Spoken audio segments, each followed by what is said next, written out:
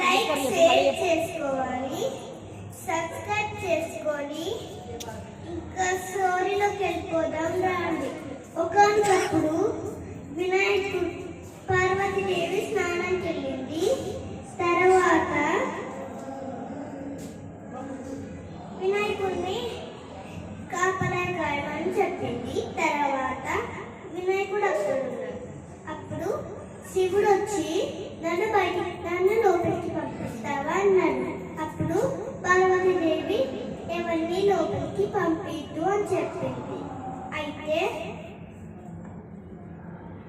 మళ్ళా మహాశివుడికి కోపం వచ్చి వినాయకుడి తలని తీసేసి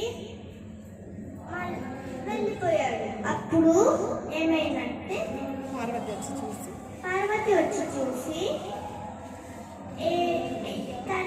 అయ్యో తలేది అన్నాడు. అయితే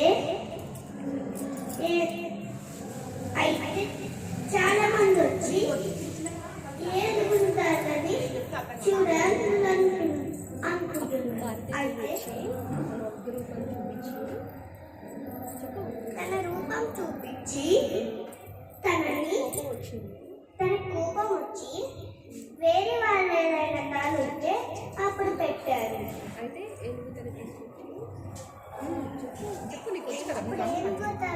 తీసుకొచ్చి తర్వాత వినాయకుడికి పెట్టారు.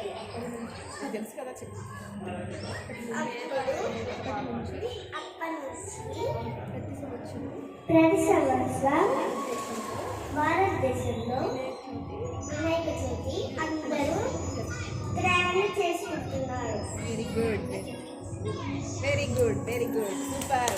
బాగా చెప్పారు. మీ పేరేంద్రా? దీక్ష. చాలా బాగా చెప్పింది కదా, చిన్న చిన్న